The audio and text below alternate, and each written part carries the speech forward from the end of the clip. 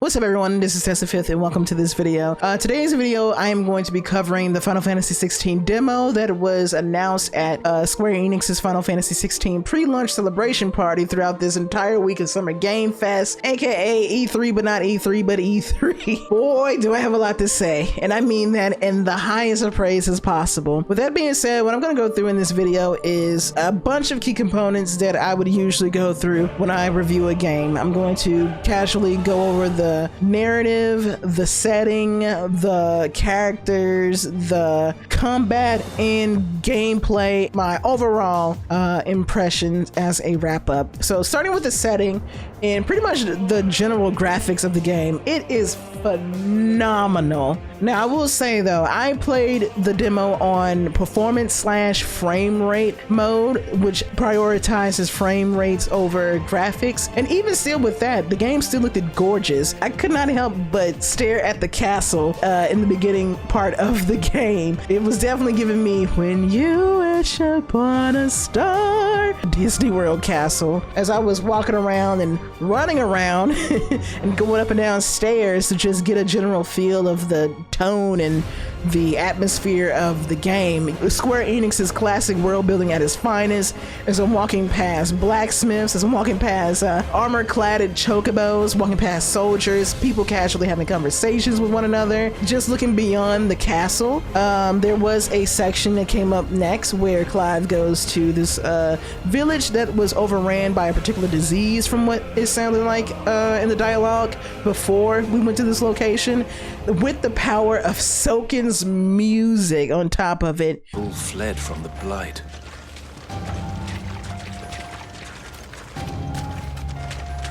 It definitely did have that creepy atmosphere to it. It honestly had that FF14 dungeon vibes. Now to talk about the characters, I was actually impressed with the main character Clive, mainly because when it comes to Final Fantasy protagonists, they do sort of share similarities with being the moody, broody, standoffish type of person. And of course, Clive does have his moments, but that's not necessarily the bulk of his personality. I like the fact that even with Clive alone, the game showcased multiple dynamics of him. When you do the flashback of him as a teenager, he does take this overly protective, caring role as the older brother between him and Joshua, but there's a little bit of playfulness that seeps out of Clive every now and then. You can actually see on his face alone the subtle change in expression when it comes to talking to Queen Annabella and the King Elwyn, and how Clive is trying to be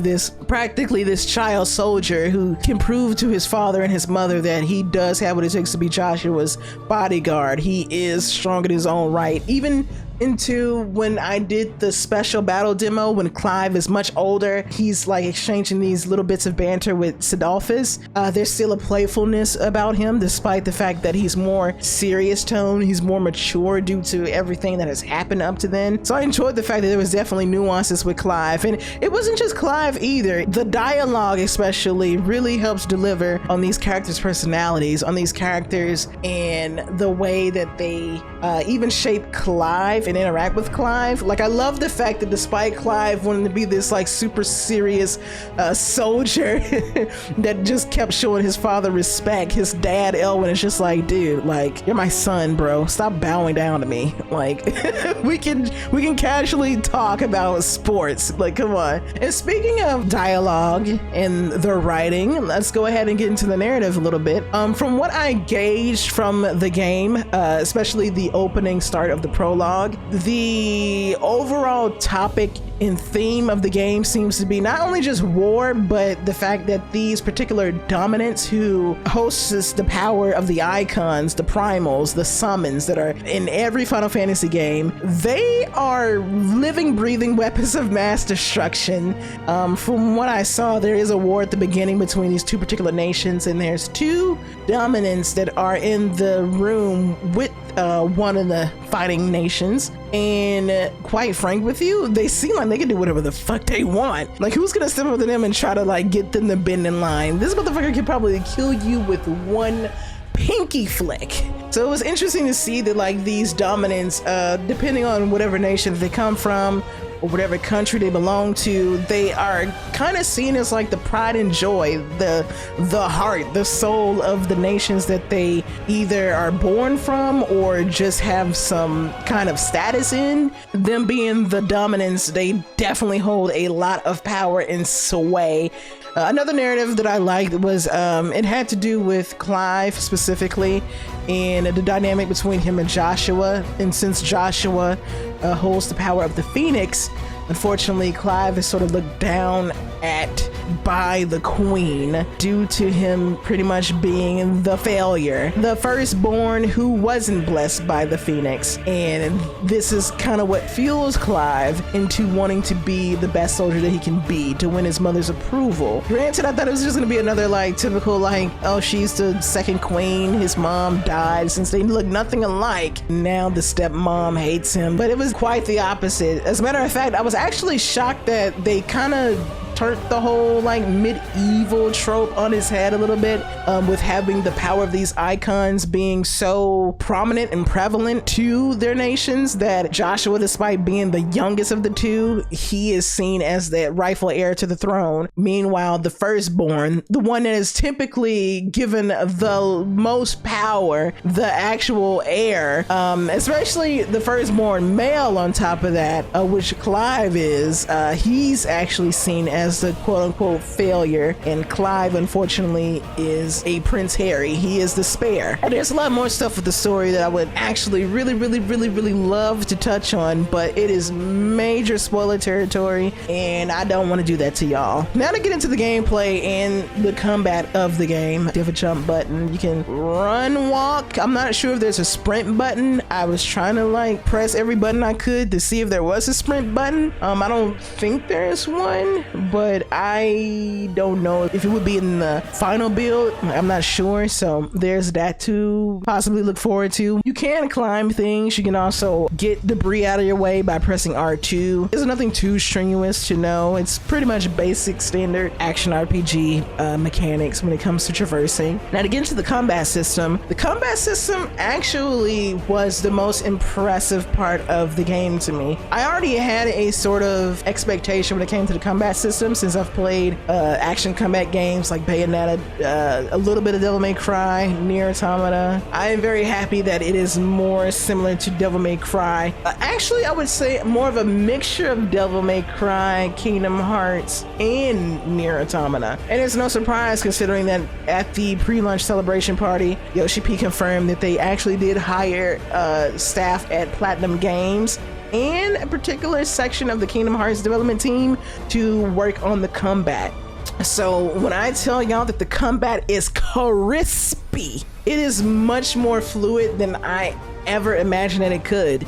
And once again, this is the demo build, so there's no telling if the final build is even smoother. The way that you can press square for physical attacks, you can also press triangle for magic attacks that don't really do that much damage. Magic attacks are more for pressuring the enemy. It's not going to do a lot of damage, but it's making sure that you're constantly doing damage despite being a specific distance away from the enemy. There's like a particular combo that you can do where you press square and you press triangle after, where you can combo into the magic attack from a physical attack. And you press R2 if you want to have access to your icon moves. That is where the creme de la mother loving creme rests with the combat system. When I did the special battle demo especially, which gives you access to 2 other particular icon abilities, each particular icon and even Clive's basic swordsmanship skills, they all can be upgraded and they can all be mastered, quote unquote. So you can just keep upgrading them.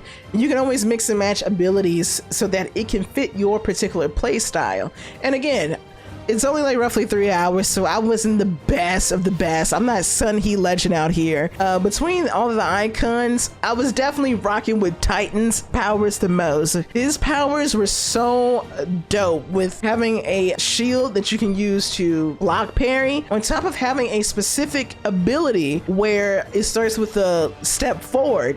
And if you parry an oncoming attack with the step forward, you actually do more punches than you would do if you did it raw. That's what he said. And in Garuda, she also has an ability that's sort of similar, except for it doesn't start with a step. It actually starts with a jump. Each specific abilities that are in the trees, they do have a damage counter and a stagger counter, and it will let you know like which moves probably does more staggering, which moves do more damage. So when I was doing a demo, I decided I'm gonna try to do more staggering on the enemy, because staggering gives you a 150% damage bonus, as well as just letting the enemy sit there and just, you know, cower in fear as you welt and pelt on them. Oh, and I can't forget, out of all of that though, the ultimate weapon that you have at your disposal when it comes to fighting people is Torgal himself. Yes, Torgal is out here like Crypto the super dog. I was in heaven. It really felt like I was unstoppable. Like, the game really makes you feel better the more you actually try to improve and get better. This game makes you feel so good with being rewarded for taking particular risks like that it can get actually addictive. Now, as far as the cons that I had with the demo, they're pretty minor to the point where they're not a deal breaker at all.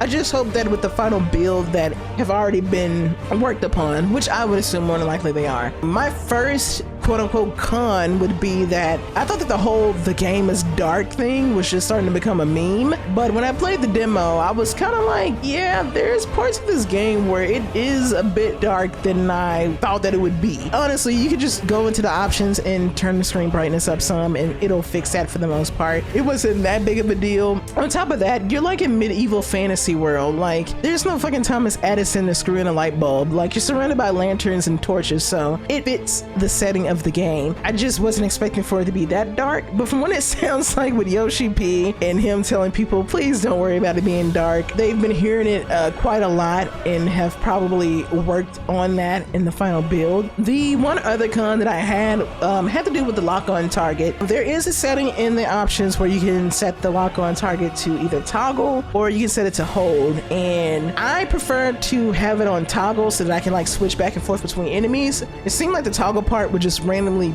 pick an enemy. Did not like that part of it. Hopefully they change it in the final build where, you know, you can just click down on R3 and then use R3 to move the lock-on target. As far as when I was trying to do it during the demo, I couldn't really do that. It was like once it targeted on someone, it was kind of it. So then I was like, well, let me just try hold, and I'm not a big fan of hold either. I promise you though, I was trying within my power to see if there was any way to actually target certain enemies, because there were times where I was getting clapped during the goblin fights by enemies where I was like, okay, I'm definitely trying to get to this particular enemy so I can get them out of the way, and it just seemed like I couldn't. Overall though, my grade of Final Fantasy XVI through the demo is, this is a game among games. This is a Final Fantasy game where if you're upset about the turn-based, first of all, I'm sorry, but Final Fantasy has not been turn-based for like a decade. If you want a fucking turn-based Final Fantasy, just go and get the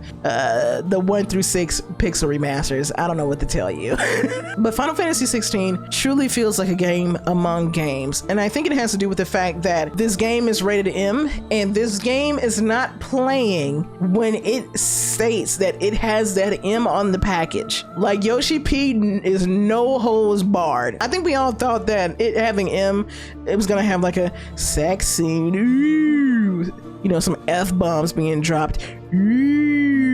No, this game is going to take you through some emotions, through some feelings, and I like that about the game. Don't get me wrong, like, of the Final Fantasy games that I've played, they're all definitely their own style, their own vibe, but it feels like with this Final Fantasy, Yoshi P knows that, well, those of us who grew up playing Final Fantasy, we're older, so why not take a chance on a Final Fantasy that's catering towards an older audience? And I appreciate it for actually taking a chance on being different from the previous Final Fantasy entries. This game definitely does not hold your hand. This game expects for you to actually be mature enough to understand the content that is within it. I clocked in at roughly 3.5 hours and I enjoyed every single bit of it. For those of you that still might be on the fence of playing Final Fantasy 16, if you own a PlayStation 5, you can play the demo right now to get your own personal opinion of how you feel about the game.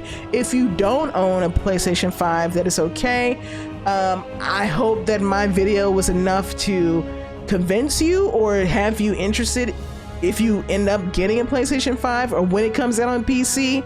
As far as I know about the PC version, Yoshi P has kind of been on the hush hush about it, but I'm pretty sure that this game is more than likely a timed exclusive, and they're probably working on some kinks that the PC version might have, so that when they do release the PC version, it doesn't have bugs and glitches galore. It can be as perfect as it can be. I cannot wait for June 22nd to get here.